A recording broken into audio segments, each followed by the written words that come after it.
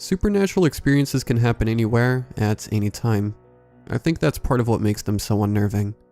Tonight I will be telling 7 stories from a range of different topics.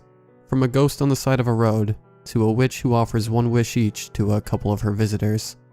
These stories are not for the faint of heart. A huge thank you to the writers who allowed me to share their stories. Remember, you can send in your own story to rylhstories@gmail.com.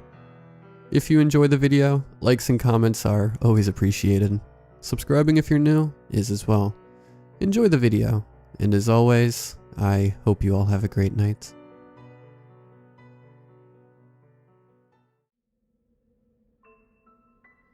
Growing up, my entire family was terrified of the swamp on our farm. Now I know why. My older sister and my father hated that marshy area. They said the croaking of the frogs and the rustling of the reeds made them feel uneasy. I was not allowed to go near it. Our farm was in southeast Massachusetts and encompassed a small part of the infamous Hockomock Swamp.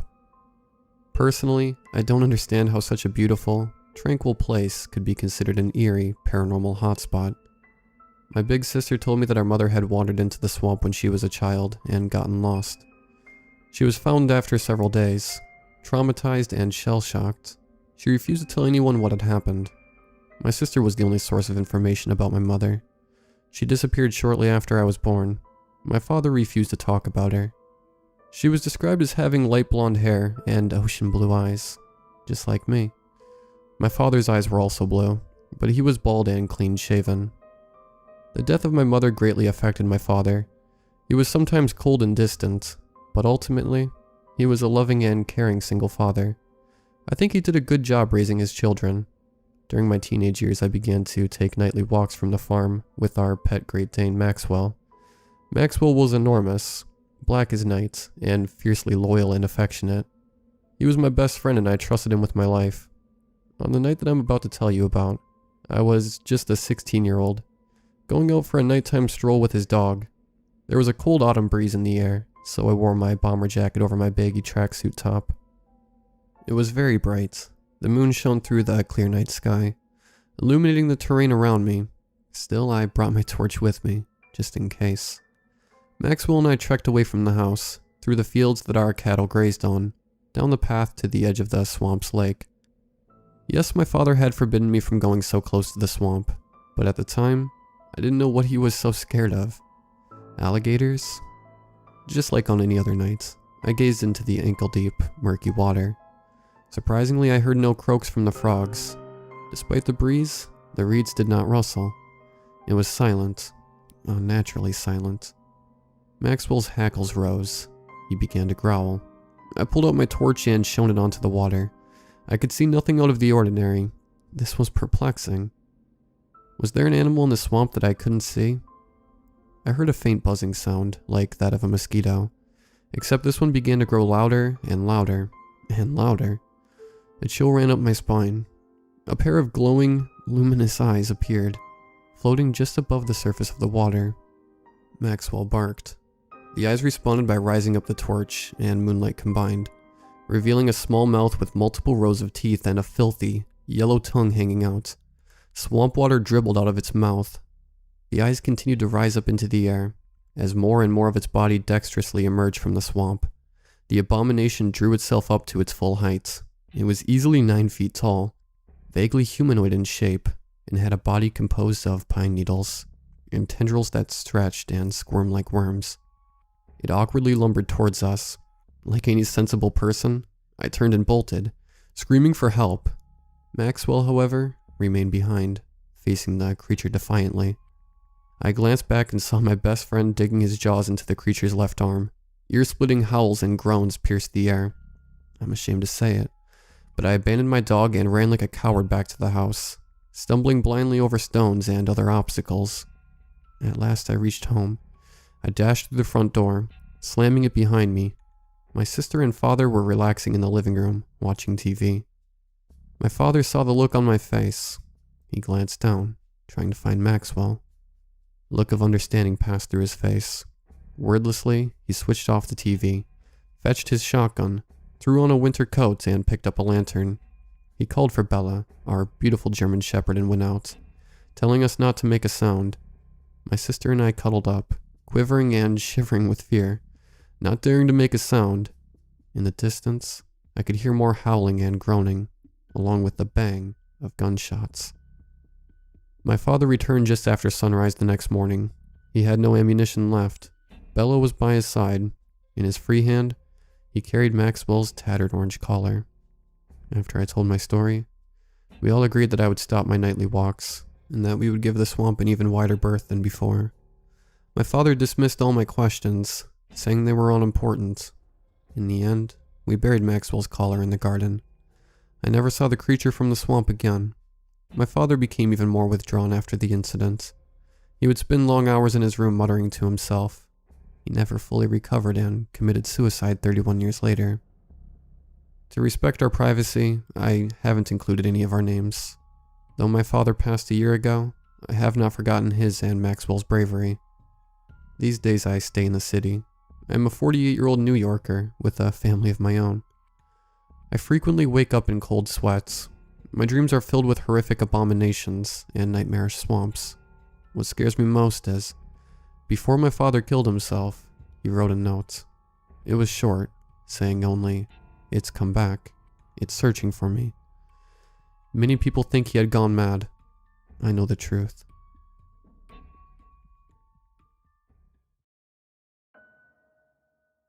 It's been 5 years since this happened, but my therapist says it's good to talk about it, and I feel the nightmares go away when I do, so here we go.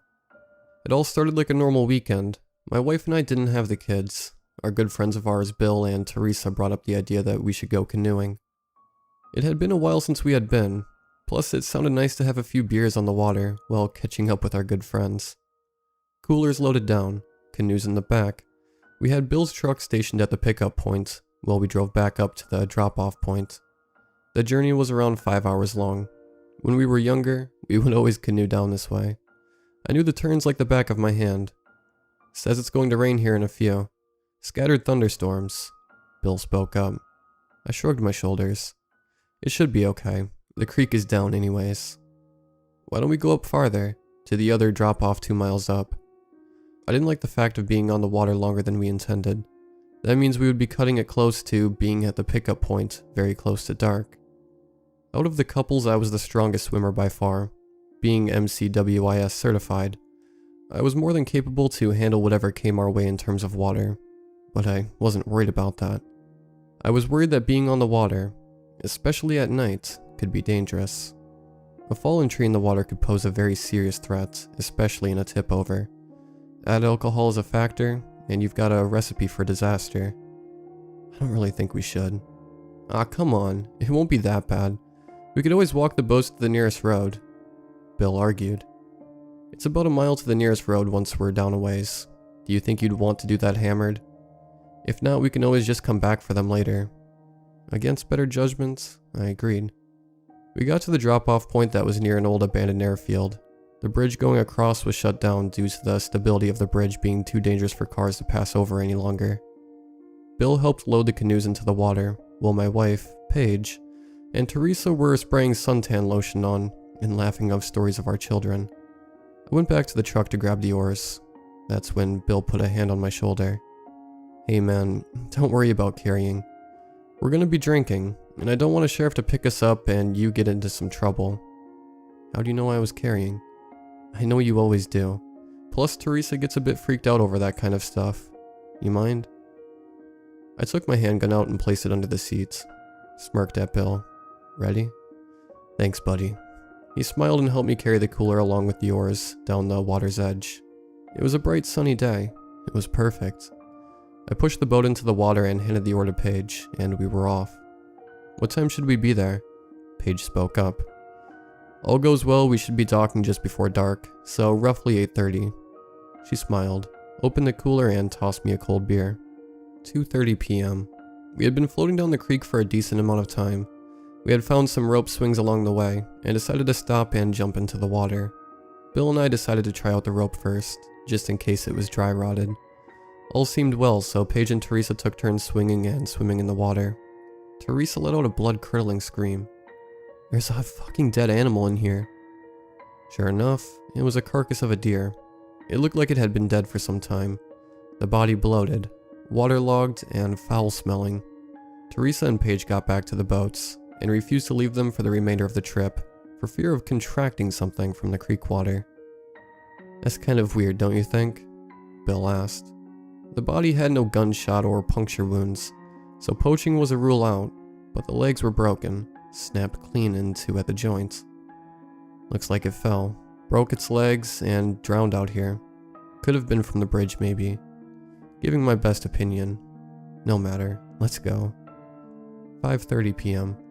We were a little more than halfway when we decided to stop again to take a break and stretch out our legs. The sun had disappeared, and storm clouds took place of the once clear blue sky. We would have been almost to the boat ramp, had we stuck to the original plan. Thunderclaps silenced the birds. The wind picked up. What started to worry me now was too much rain would raise the water level and make the conditions of getting back to the pickup point dangerous, especially because I knew that Bill had carried a city girl who wasn't much of a strong swimmer. I trusted my wife, but I wasn't in a situation to put her in harm's way if I didn't have to. I turned towards Bill. Maybe we should wait this out. Nonsense, man. Just a bit of wind and water won't harm anyone, he argued. Too much wind and rain could potentially send a tree right down on your head, man. I don't want to risk putting ourselves at risk. If you want to go, maybe we should just walk. Bill wasn't having any of my suggestions. I'm not doing that. Me and Tess are gonna just head on that way then. We will see you guys at the pickup point. I wasn't going to argue with a grown man. I'm not his father.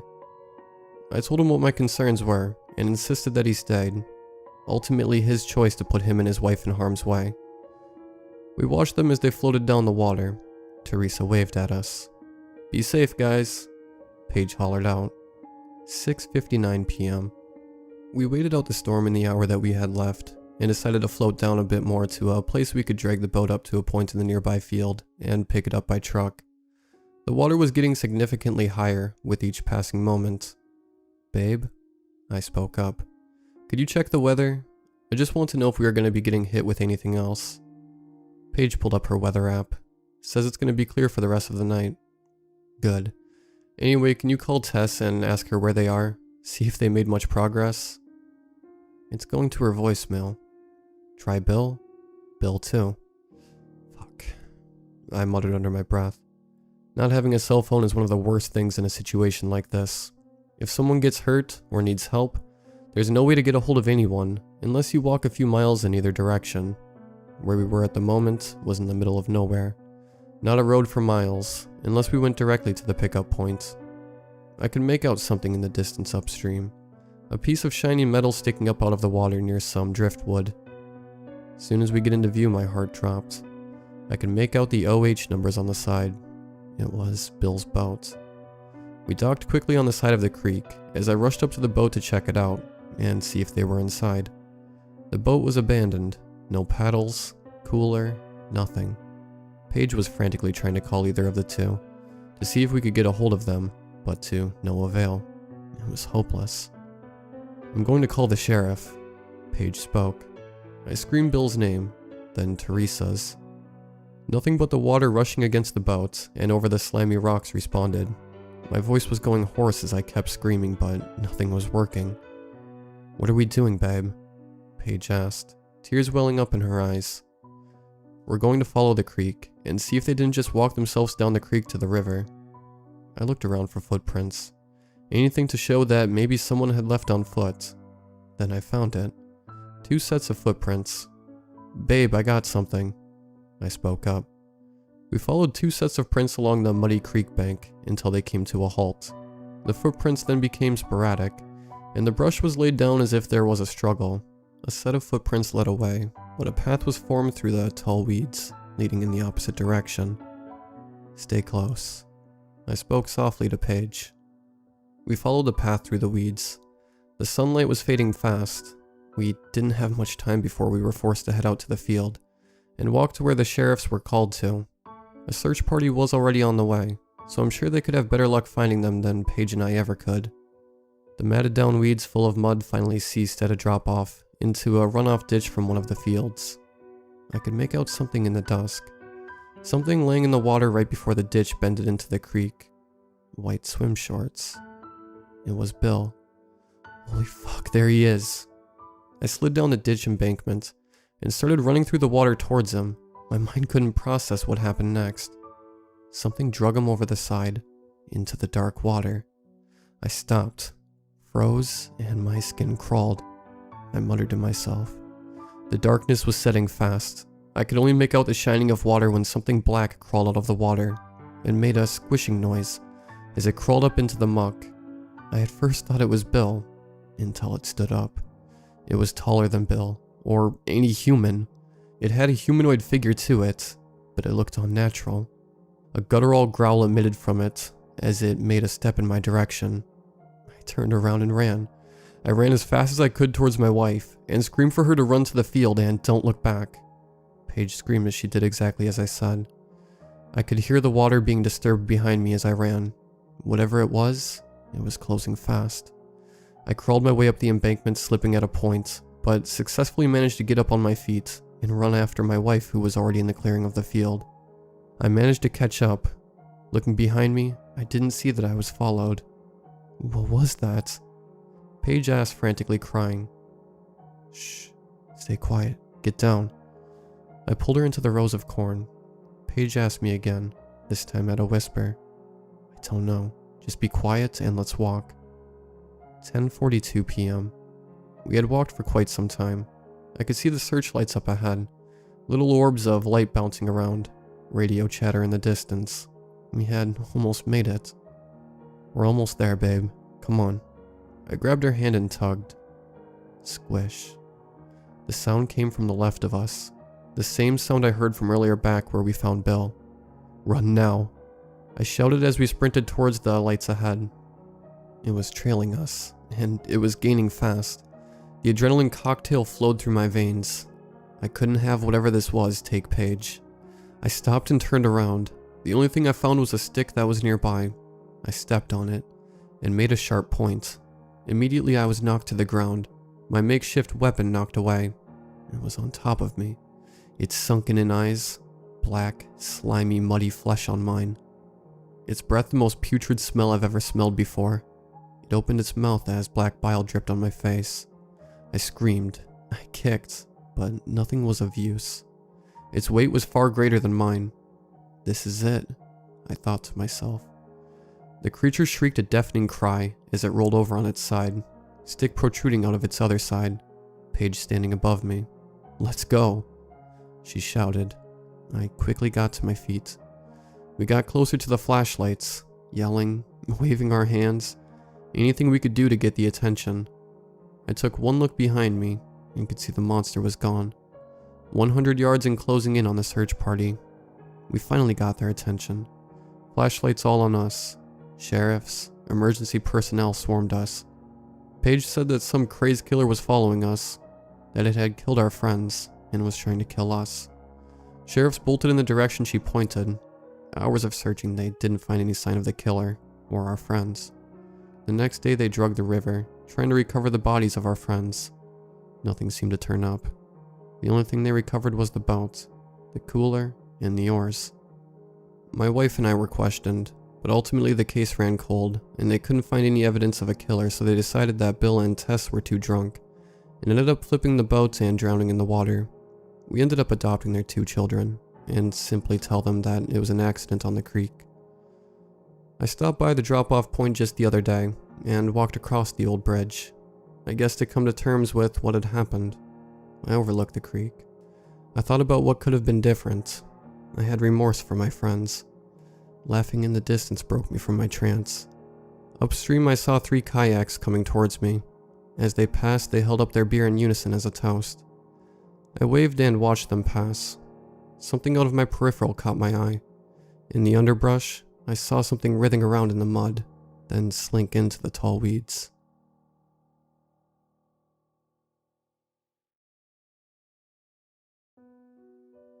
My name is Philippa Montgomery, and everything has gone wrong over the past few days. I wish I could be more subtle, but I just want to get this out there. No matter how cliche this is, it's a genuine concern that runs through my mind at times like these. I don't want to die alone. This is probably a heavy bomb to drop on a few strangers, so I'm gonna break this into pieces. My name is Philippa, I'm 17. I live in a small neighborhood in Ohio. My mom, my dad, and I moved here a few years ago.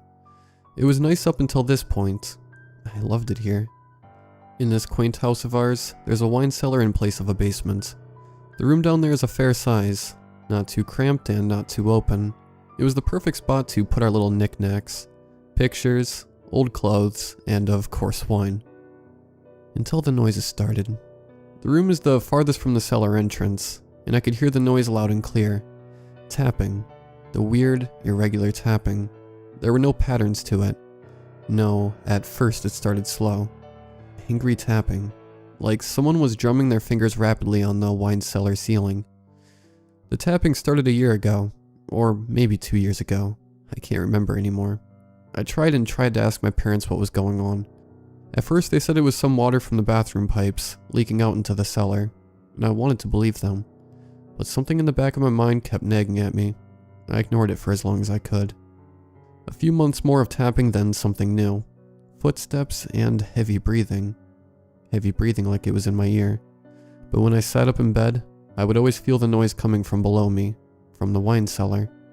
I hated this as I could never sleep. Right as I started my drift into dreamless sleep, the footsteps would get heavier. Thunk, thunk, thunk. It was almost inhumanly loud. The first week I asked my dad if he was down there at night, hoping he was working on something. His immediate response was, "No, sweetheart. Why?" I told him not to mind it. My parents were always the sweet type. I could always tell that they loved me, and I didn't want to bother them. But then they just started ignoring me. At first it started with the questions. I would ask my mom about the footsteps every so often, joking about her getting midnight wine drinks instead of midnight snacks. She would just ignore that and carry on to whatever she was doing. It was odd, but I thought they just didn't have an answer and were tired of me asking them questions. So I dropped the questions for a while. The noises ate me up inside. I barely slept and I was too scared, or too smart to go into the cellar alone. I felt like my eardrums were going to burst. I wish I went deaf. My parents stopped calling me for dinner. They stopped waking me up. They stopped talking to me. They even stopped looking at me. I didn't understand. I watched them go about their lives. My dad working from home and my mom going out to trim the trees and bushes once every week. I'm starting to question if they're even my parents anymore. They're getting more and more unresponsive. Sometimes I see mom stare off into the distance for hours on end. There's nothing inside her eyes. She looks so peaceful. Something inside my brain wants me to go with her. I gave up trying to get their attention. I'd stand right in front of them, crying, screaming for them to talk to me. They'd look around and walk right past me. I'm so tired, and the noises are getting louder. 2 months ago, the banging and the yelling started. I can't tell if it's yelling or screaming. I can't decipher any words. Not any coherent ones. Over the past 4 weeks, all of the noises have combined, and I think they're getting closer. They want me to join them in the cellar. I don't want to go. I haven't left my room in 5 days. I think they're at my door now. I'm hiding under the bed. I don't want to go. I've written this over the past 3 months. Someone tell my parents I love them. The noises are getting louder. I thought I locked the door. There's someone in my room now, and I don't know what to do.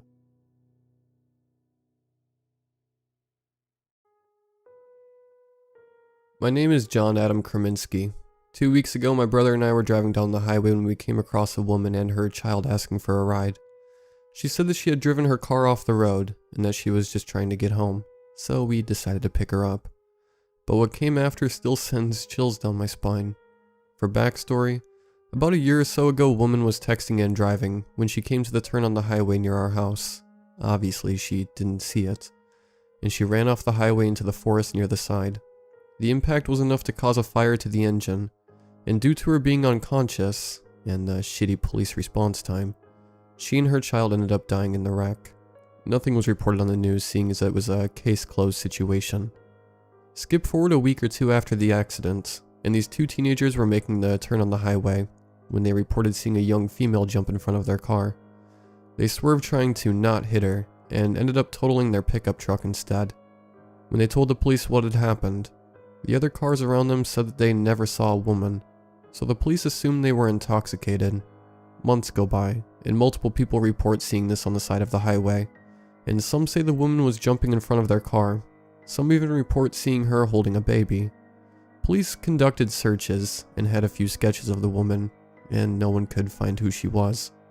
More people reported seeing her, and a few even claimed of picking her up and dropping her off at her house, about a mile or so away, but claimed that as they were starting to let her out of their car, she had vanished.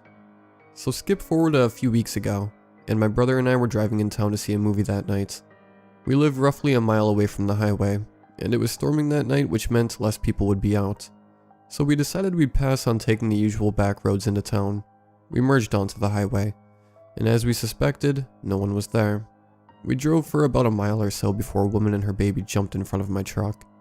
And thank God, the rain hadn't picked up, otherwise I wouldn't have been able to brake in time to keep from hitting them. I rolled down my window and peeked my head outside to get a better look. "Hey miss, are you okay?" I asked politely. While staring at her, I realized that her clothes had small rips in them. "I'm fine, I just need a ride."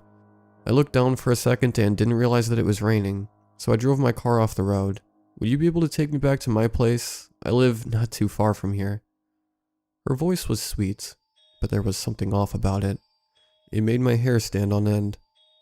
"Sure, hop in. I'll need your address so I can plug it into my GPS and get us there." When she approached, I realized that she seemed whiter than bone. "Let me turn up the heat for you. It must be freezing out there." She nodded her head and patted her baby on the back. I started driving, and about half a mile before our destination, my brother elbowed me and whispered something strange. "She hasn't blinked since she stepped into the car, and from the looks of it, she isn't breathing either." At first I thought he was just joking around because she was so quiet, but the more I glanced back there, the more it seemed true. When we pulled up to the house, my brother and I unlocked the door for her, and turned to tell her to be safe. But when we looked back, she had vanished. My brother then turned and saw something in front of him. He screamed, and immediately his eyes shut and he started convulsing. His breathing was shallow. In a panic, I called for medical emergencies, informing them of his symptoms. An ambulance arrived and they got his convulsions to cease, but his breathing was still irregular, and they confirmed that his heartbeat was abnormally high. They had asked what had caused it, but due to shock and panic, I told them that I didn't know. A few days later, after studying my brother and concluding that he had an anxiety attack that mimicked a seizure, the doctors finally released him from the hospital. On the way home, I asked my brother what he saw before he passed out, but he just shook his head. We sat in silence for quite some time before he finally said something. He wouldn't believe me if I said it. I told him no matter what he tells me that I wouldn't change my position on what happened that night. He then said something that scared me, and still scares me. I saw us on the highway, and you were lying dead on the hood of the truck. The lady that we picked up was there, bloody and smiling, as though she was the cause of it and she was proud. She walked over to me and whispered static in my ear, and then she stuck her hand through my chest. You don't understand, John. I could feel her hand gripping my heart. All of it seemed so real. He started crying and I just sat in silence for a moment. When we got home, my brother suggested that I post the story online to see if anyone knows what may have happened. We don't do drugs, and we don't drink. Both of us are very skeptical, but after that incident, I don't know what to think anymore. Him and I both agreed that we aren't going to take that highway anymore. But the other day while on the back roads, we had heard a high pitch of static for a minute, and then it stopped.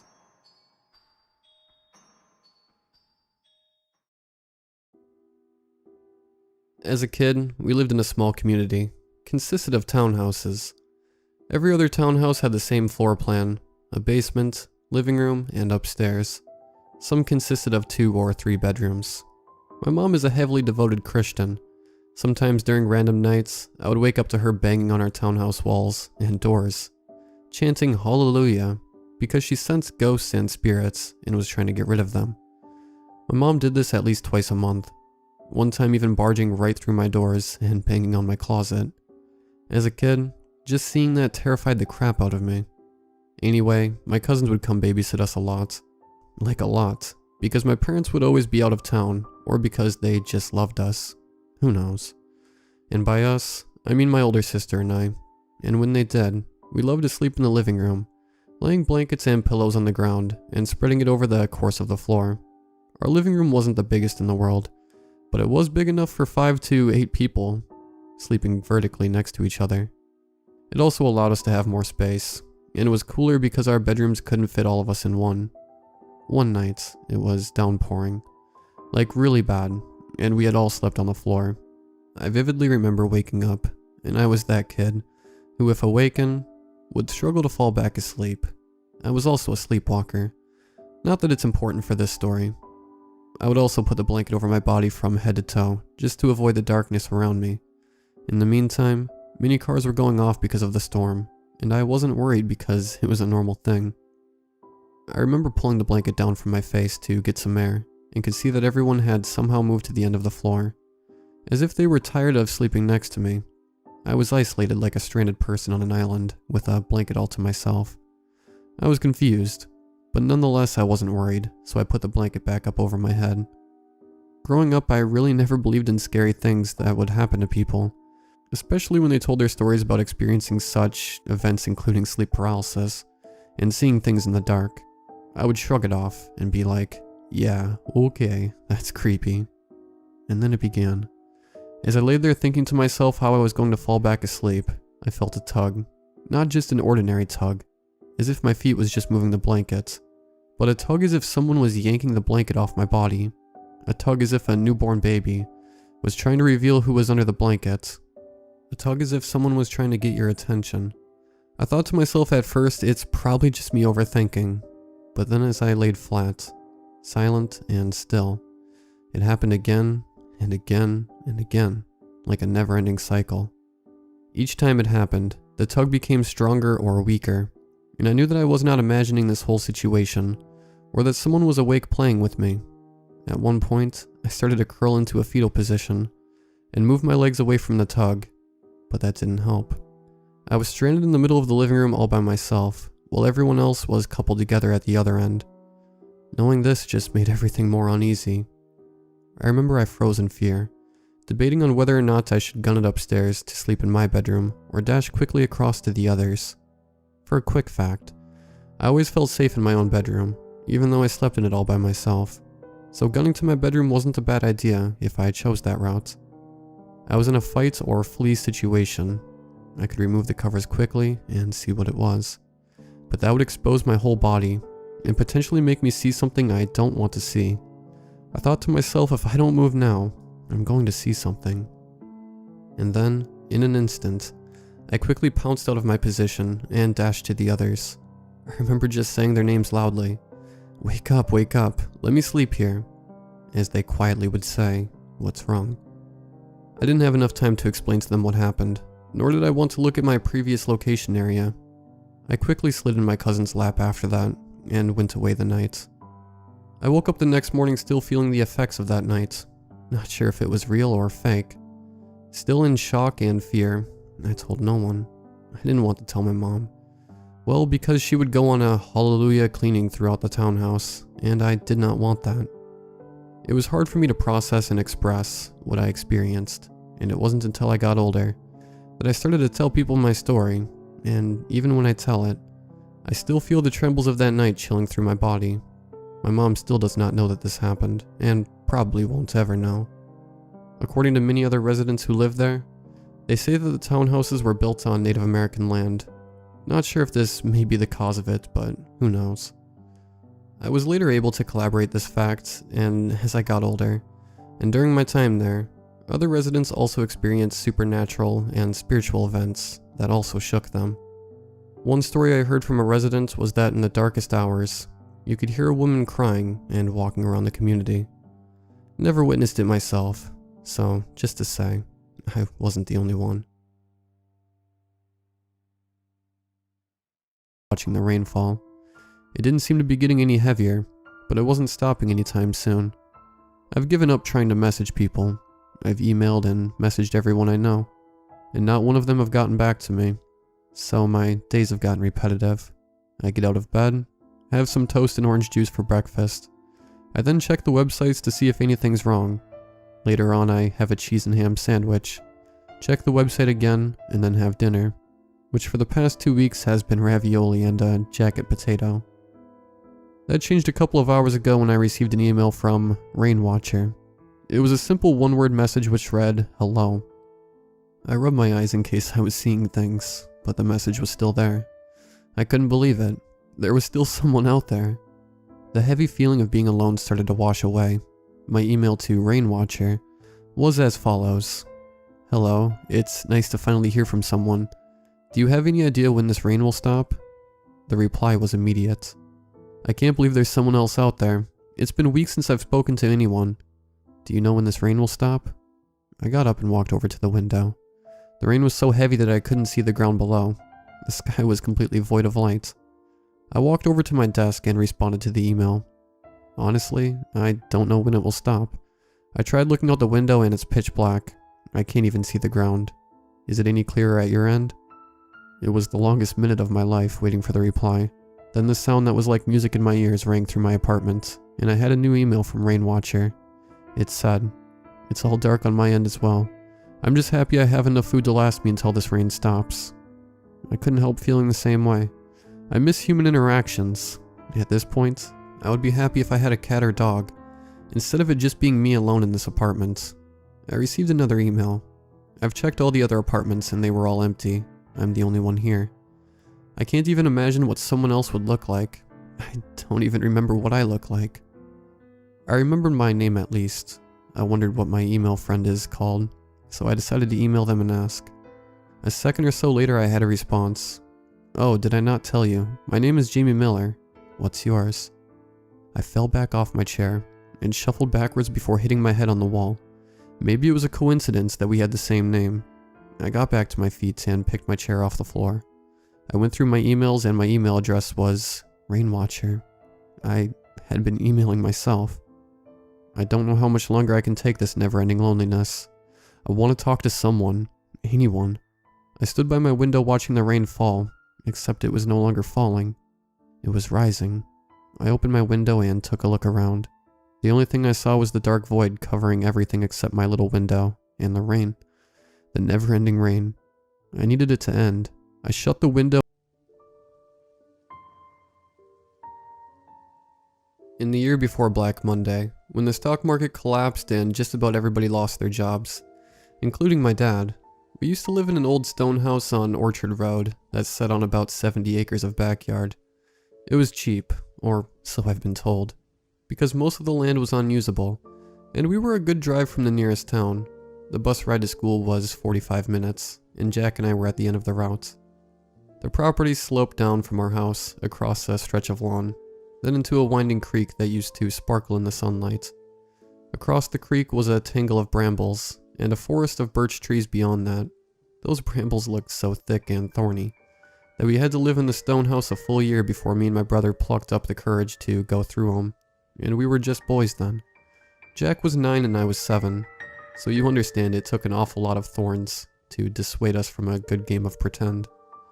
One day, a day just like any other, I was fetching myself a snack from the kitchen cupboard when Jack comes stomping into the room and says to me, "Benny boy, come down to the creek. I want to show you something really cool." My name is Brendan, but Jack always calls me Benny boy for a reason only he knew. "I don't wanna," I said. "Why not? There's a snapping turtle there. Mom says it's grumpy and it'll bite off my toes." This was probably true. There was an old she-snapper down there, with a shell as big as the plate we used to haul our Thanksgiving turkey from the oven to the table, and she was likely to bite off whatever part of you she could manage, if you got near her eggs. But Jack wasn't interested in the creek. "We won't go in the water," he said. "A tree blew over in the storm, and we can walk across it like a bridge." Into the brambles? To this day, I don't know where our parents were when we were hatching our scheme. Probably just in the other room, not too far, and for some reason they didn't hear us. I think maybe she had something to do with it. Maybe she had already hatched her plan by the time I put the Chips Ahoy cookie in my mouth. "I know a way through the brambles," Jack assured me. "I'll show you." There had been a vicious lightning storm the night before, and a great number of trees and power lines had been pushed down, like they were just skinny kids with glasses. And the gale force wind was the schoolyard bully. Jack was right. One of the trunks was lying across the creek, a perfect bridge. It just so happened that it had fallen in just the right spot, so that you couldn't see it from the kitchen window. All that my mom saw.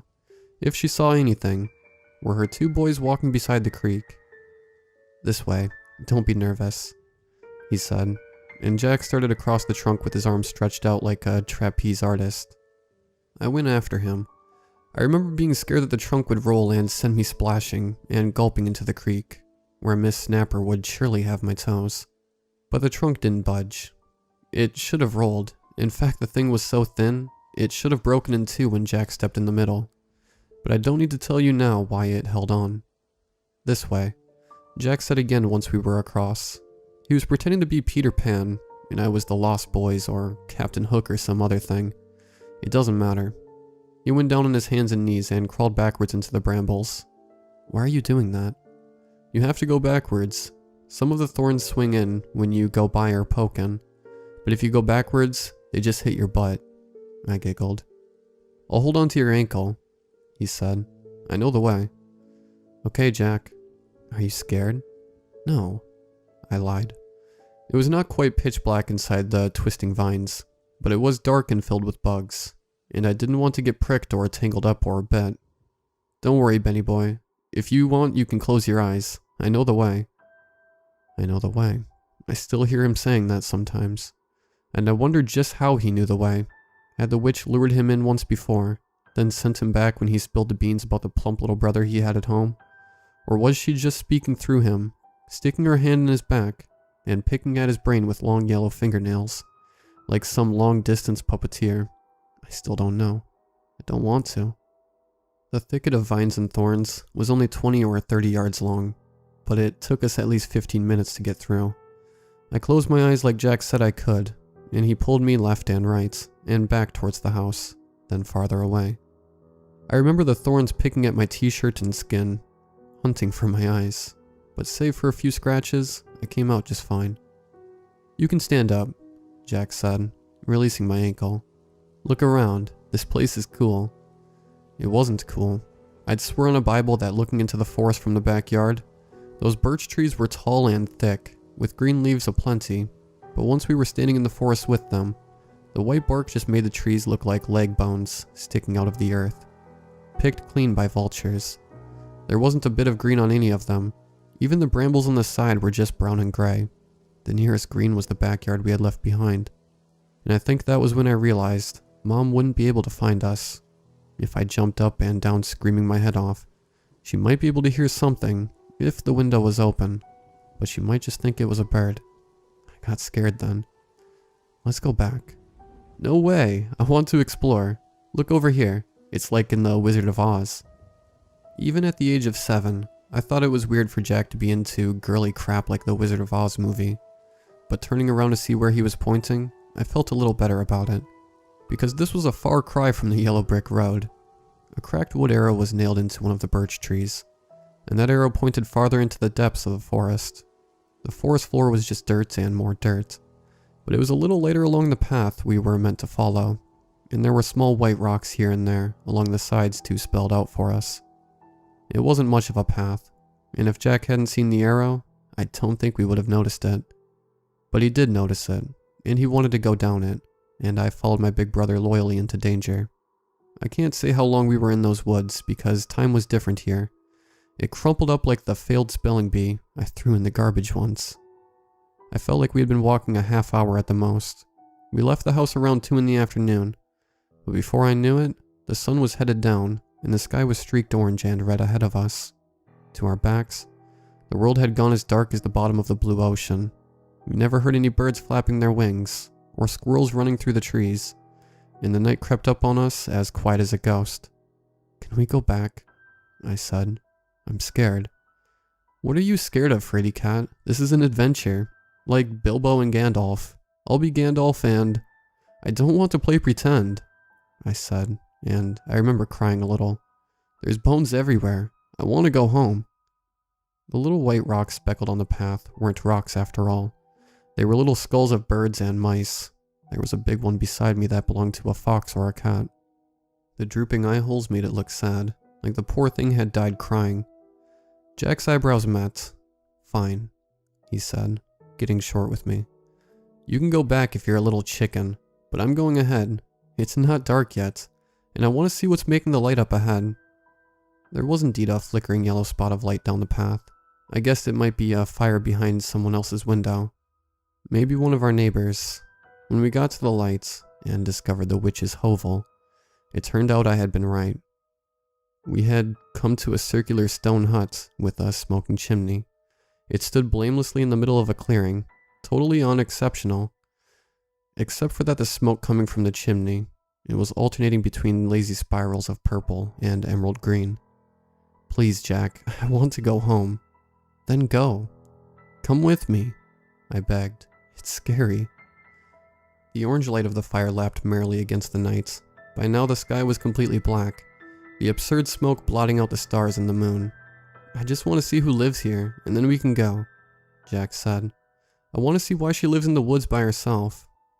I didn't ask how Jack knew these things about the owner of the house, that she was alone, and that she was a she.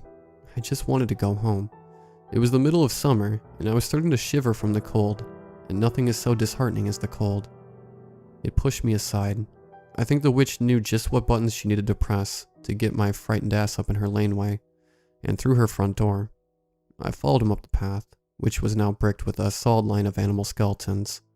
Eyeless and tongueless squirrels, rabbits, foxes, and cats guided us up the aged front door of the hovel. Jack knocked 3 times with a pounding fist. The dull thwacks were so loud and sudden, I almost wet myself. Hello? Jack called. Maybe nobody's home. There's a fire going. Somebody has to be home. But, hello? The door glided open with an obnoxious whine. There was no one standing there to have opened it, and when I saw that door had opened itself, I nearly scarpered right then. I'm ashamed to say it, but I would have left my brother to die, and hauled my ass back into the woods, and gotten lost. I probably would have starved to death too. But Jack grabbed my shoulder, and pulled me into the hovel with him.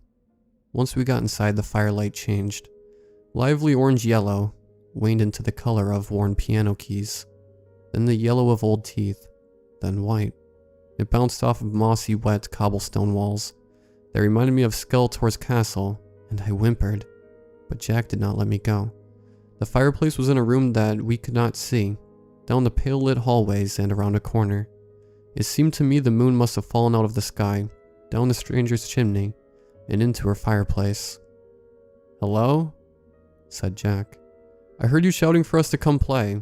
I'm Jack Mayfield, and this is my little brother, Benny Boy. Jack was ahead of me, pulling me into the den by hand. He was around the corner by now. He could see someone or something that I couldn't. When it was my turn to enter the room, I caught a face full of purple and green smoke, and I breathed it all in without a moment to think about what was happening. It made the room double, then triple, and I felt my thoughts getting hazy.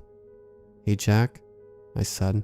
My voice sounded like Darth Vader, like I was in slow motion. I could make out the fuzzy shape of our host across the room, but that was all. Let's get out of here. I don't feel so good. Nonsense, the witch said, with a voice like nails on a gravestone. You'll come sit with me. Jack Mayfield, Benny Boy. I have waited up all night for you, and it would be terribly rude of you to leave so early. All night? I asked, but I was ignored. I heard Jack say yes. He was ahead of me somewhere in the fog, but the stuff was so thick in the air that I couldn't even see his outline. Rude. Don't want to be rude. The witch cackled. It sounded like glass breaking. Besides, she said, it's too dark for you to go now. You would wander and wander until the sun came up. There are dreadful monsters in these woods. You could count yourself lucky if a bear got you. Please, come have a seat. My vision was settling. The witch sat in the white dining chair made of animal bones. What might have been glue or wax was frozen in drips and globs, where it had dried, holding the smaller weak bones together. She twirled a hand with skin so pale that it was a bit green, and 2 plastic blue chairs appeared out of thin air, facing her. I recognized them. I sat in an identical chair from Monday to Friday in my classroom. Sit, she said, not unkindly. Jack hopped into his chair, pleased as punch, but it took a little longer to get into mine. Some part of me, the part that the purple clouds had not choked out, was screaming for me to not sit, to pull Jack and run in any direction, as long as it was not here. What's wrong, Benny Boy? she asked.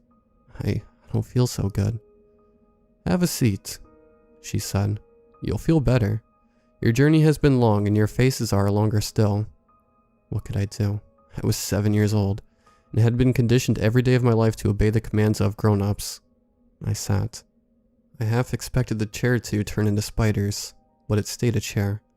I started to feel better too, and I was just about to tell her so when I got my first real look at her face. Her lips were peelings of ash and dead bark. Her skin was covered in warts, and the outline of a worm with 100 legs crawled below the skin of her face. Her eyes were black, and I could tell she was the sort of creature who knows what's really waiting in the closet. And underneath the bed when the lights go out, the worm under her face moved. It moved. I've had my share of visits to the psychologist since then.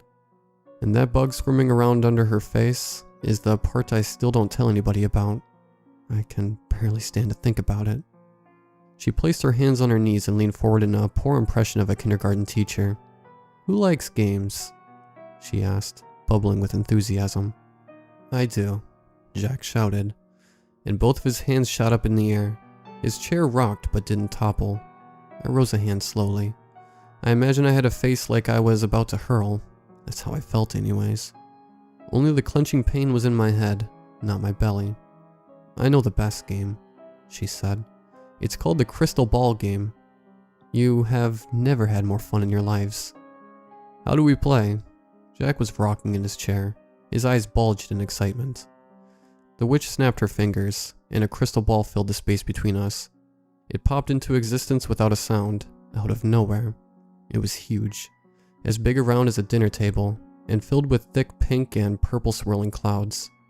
She began to move her hands in swooping circles in the air above the ball, and the clouds inside of it gathered and followed her movements. The crystal ball game goes like this, she whispered. The fire was dying behind her, but the orb was giving off its own pink waving light, like the shimmering reflection of a pool of water. You may ask the ball for anything, or to know anything, and then I will ask the crystal ball if it wants to give that thing to you. It will say yes or no. If it says yes, it will also name a price, and if you drop the payment onto the ball, you will have whatever you ask for. I don't have any money, I mumbled. The witch laughed again. It will not ask you for money, don't worry. Would you like to go first, Benny boy? My name is Brendan, I said. Only Jack calls me Benny boy. I like your real name much better. It's a big boy name. Would you like to go first, Brendan? I was about to say yes, but Jack shouted beside me. I want to go first. The witch swapped her focus like a shark turning in the water at the scent of blood, and she poured out all her charm for Jack. What would you like to ask for? I thought Jack was going to ask for a robot, maybe one that he could go on adventures with, that wouldn't whine about wanting to go home early. But Jack said, I wish Mom and Dad didn't fight anymore. I remember thinking that was a weird thing to ask for. I had never seen Mom and Dad fighting. Of course, there was a lot 7-year-old me didn't notice that 9-year-old Jack had picked up on. But there was even more that we had both missed. Bruises hidden behind makeup. Nights that Dad spent working and not coming home. Mom slipping out of the house to God knows where, when everyone else was fast asleep. Let me ask the ball, the witch said. She leaned over the crystal ball until her lips were an inch away from the glass, and then she whispered so quietly that I couldn't hear what she was saying. Did it work? Jack asked. Hush, child, she snapped. A little bit of warmth had gone out of her voice. Don't spoil the game. I'm listening. The worm in her face twitched greedily and moved from under her cheek to a spot above her ear that was covered with hair. I thought I could hear it making a clicking sound, but if it had mouth parts, I could not see them. I hear it, she said after a moment. Listen, you will too. At the start, I didn't hear anything, but when I went totally silent, going as far as to hold my breath, I did hear something. A deep old voice, like the voice of a mountain, was thrumming beneath the crystal ball. I had no idea what it was saying, but it rose and fell in what must have been words of some other language, because when it stopped, the witch was beaming. It can be done, she said. Are you ready to hear the payment? I wasn't, not anymore. The smoke in my brain had been mostly cleared out, enough that I could see we were in deep trouble. I wanted to run, but my legs wouldn't move. I couldn't even shift in my chair. I'm ready, Jack said, and for the first time he sounded a little bit scared too. It will cost you one ear. And to my eternal horror, she pulled a black carving knife from behind her back. The blade was curved and at least a foot long, and the edges were worn over the rust. An ear? Said Jack. An ear. Either one. Take this knife and place your ear on the crystal. Jack made to lean forward into the ball, but the witch screeched. No, stupid boy. Cut it off. I would do it for you, but that's one of the rules of the game. You have to give the ear. Jack frowned, as if she were asking him to do nothing more than solve a difficult math problem. Will it work? But that was a stupid question. All three of us, somehow, knew it would. That was part of the game too. If the witch wanted his ear, she could have just taken it off at her leisure. She was thin, but she was much taller than Jack, and she had held the knife. No, she wanted for some reason to please whatever lived inside of that crystal, whatever was making those pink clouds and speaking in a language I had never heard before or since. The thing in the crystal wanted Jack's ear, and was willing to perform what magic it had to get the flesh. It will work, she said. Forever? Forever. There will be no more fighting. There might be disagreements over what to have for dinner or what movies to watch, but the fighting will cease. Then he asked, Do you have a band-aid? She waved her hand. A blue box appeared there with band-aid printed on the front in bold red letters. It shone like the paint was still wet, like the box was bleeding. Don't do it, Jack, I mumbled. Without looking at me, the witch snapped her fingers, and my teeth mashed together so hard it gave me a headache. When I next tried to speak, I found that I couldn't open my mouth. There was cement holding my jaw together. Jack made the cut. There was no magic in the blade to make the job quicker or slower, and there was no magic in the smoke wafting in the room to dull the pain. He screamed, and I think he would have given up. But maybe the demon behind the pink clouds was forcing him onwards. Or maybe he had seen a fight between Mom and Dad that was bad enough to keep him cutting. He held it out in his right hand, while his left clamped over the gaping wound on his head. The ear was almost unrecognizable. Jack was no surgeon, and the cut was uneven. The pathetic flap was drowning in a pool of his blood. Let me bandage him, I said, and the witch handed me the box.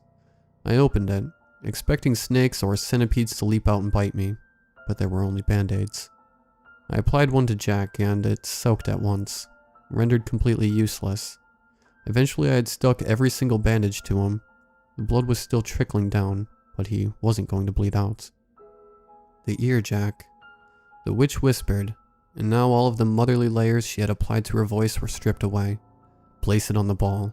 Do not let your fingers touch the glass. When the ear touched the ball, the pink cloud sped up, circling the orb faster and faster, like they were in a blender. And soon it was happening so fast that there was no telling one cloud from the other. The crystal ball was a solid pink, like the witch had popped the top off and filled it with Pepto-Bismol. The crystal began to bubble around the ear, the glass itself rising and falling, as if it were made of nothing but boiling water, and then instead of bursting and settling back into the sphere, one of the bubbles just kept growing.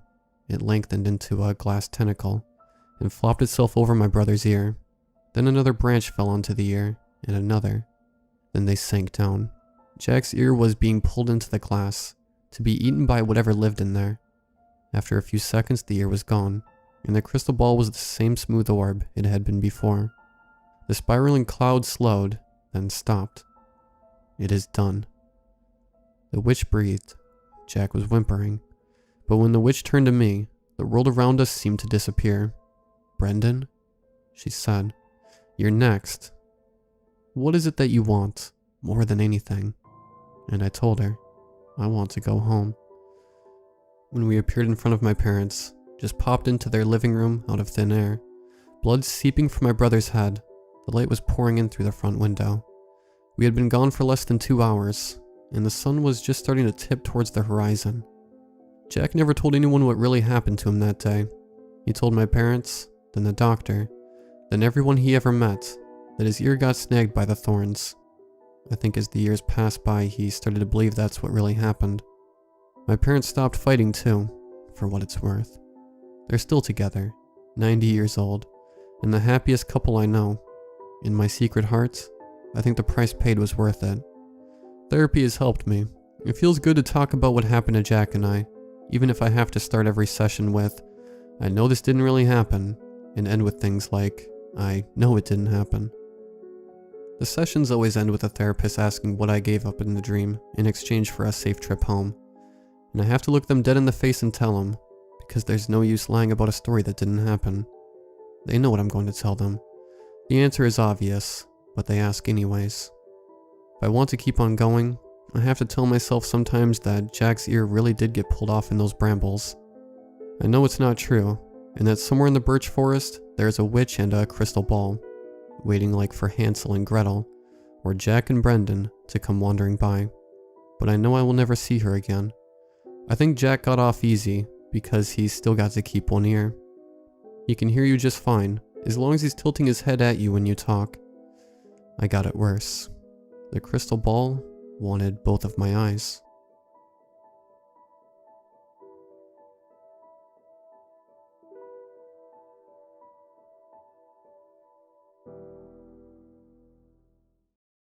What's the weirdest/scariest thing you've ever seen when at somebody else's house?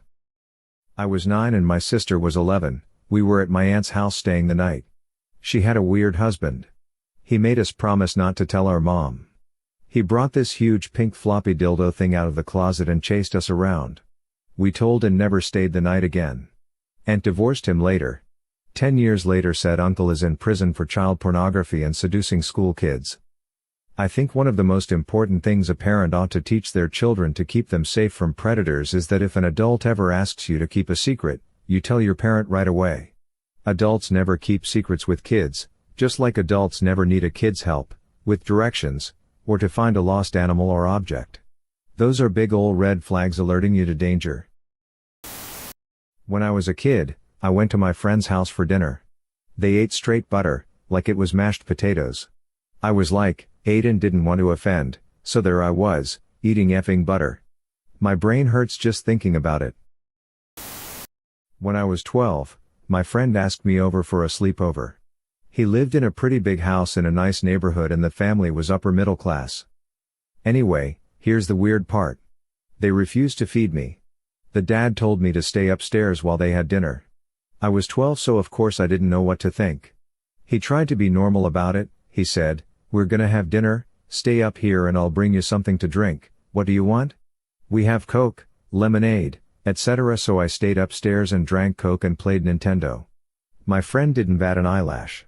Apparently, this was a normal thing. Later when I told him I was hungry, he acted like I was bothering him. He ended up sneaking into the kitchen and stealing a can of tuna fish and just handed it to me with no can opener. When I asked if he could open it, he said I don't know where the can opener is. Ended up using a butter knife. Next weird part, it was the middle of winter and they didn't use heat at all. So, it was obviously freezing cold in the house. I was sleeping on the floor and all I had was a blanket. I remember telling him I couldn't go to sleep because I was so cold. He ended up waking up his dad, who came in with a pile of blankets and dropped them on the floor next to me and walked back out. I wrapped up in them the best I could, but it was still unbelievably cold. The next morning, they had breakfast and I was downstairs with them, but there was nowhere for a guest to sit at the table. There were 4 of them and they were having a sit-down family breakfast while I just awkwardly paced around the living room. I would occasionally make eye contact with my friend and motion for him to bring me some food, but he ignored me. I didn't want to say anything out loud because I thought it was against their rules or whatever. The next weird thing, they wouldn't let me use their phone. I asked the dad if I could use the phone to call my mom to come get me. He picked up the phone and asked me the number. He dialed it and spoke to my mom himself and told her I was ready to be picked up. I was only 12, but I knew I didn't want to be that kid's friend anymore. So I stopped talking to him after that. I remember the car ride home my mom stopped and got me McDonald's and I ate so fast. She was not happy about them not feeding me, but we just forgot about it and moved on. To this day I still don't know what that shit was all about. They were a very religious family, but they were Christian, and I usually had the opposite of that experience at other Christian friends' houses. I also thought maybe it had something to do with the fact that they had money and my family was poor and we lived in a bad part of town. Maybe they didn't want my broke germs on their silverware? Any other ideas? Has this ever happened to anyone else? Sounds like the dad was incredibly cheap. Didn't want to spend money feeding you and didn't want to pay for heating. Spent the night at grandma's house when I was probably 11 or 12. Got sick in the middle of the night and was throwing up in the bathroom. Saw grandma in her flannel nightgown run by with her .38 Beretta. Apparently, I sounded like a bear. I used to build houses. After a HO would move in, we would get a call about service issues, a knob loose, valve sticking, etc. Went into this single lady's house. She owned 2 Dobermans. The dogs had peed on just about every corner in the house. She even left a giant turd mixed with her menstrual cycle in a toilet with the lid up. She knew we were coming in that day. What a pig. Not me, but my parents have told me this one. When they were first house shopping, they ended up checking out this really nice house in the city. Real estate agent is showing them around the place, and they get to a little side room. The agent is showing them around and my mom happens to glance into the adjacent living room. Right above the fireplace was a massive portrait of Adolf Hitler. The real estate agent was just like, oh yeah, that, and said it belonged to the previous owner. They didn't elaborate further. When I was in high school, I visited a friend at her house. She never told me her mom was a hoarder. I did everything I could to be polite and not call attention to the fact as we walked through narrow paths in the house. There were some rooms that were inaccessible because there was so much stuff. The weirdest part might have been that 6 people were living in this house like it was no big deal, or maybe it was when the mom got back from running errands with a bag full of junk from a Halloween store and just added it to the piles. A neighbor of mine growing up had a house just like this. I was friends with their son, but he never invited me over. One day I went and knocked on their door to see if he could come out and play, and the mother said he was on an errand with his dad but would be right back and told me I could come in and wait. There was hoarded junk everywhere. It blew my little mind. I walked through a narrow passage behind her into the living room and sat down on the only chair that could be accessed. Random shit was stacked 4 to 5 feet high everywhere. He was panicked when he got home. Took me outside immediately and made me swear not to tell anyone. Meth lab. At the mall before Christmas about 10 years ago when I was 19. Ran into a quasi-friend from high school who I ran cross-country with. He asked what's up and if I wanted to go back and play some vids. Get to his place, dirty, but nothing crazy for 19, but have a super weird feeling.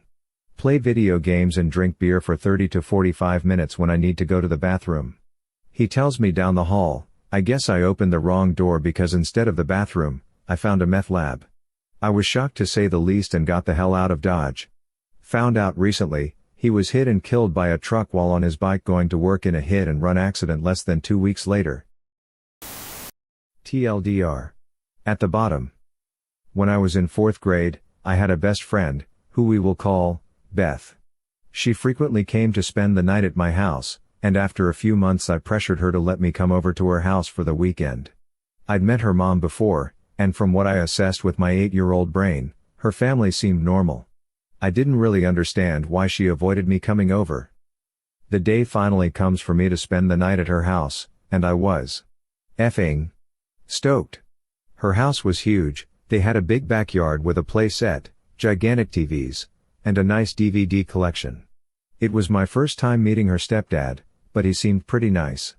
I also met her little sister who was probably around 8 months old. All in all, fun day so far. Things start getting weird the closer it gets to bedtime. Beth didn't have a bunk bed, so I had to sleep with her in her bed, not a problem. But as we're getting ready for bed, I can tell that Beth is getting very anxious. She started kind of pacing around her room and getting all teary-eyed.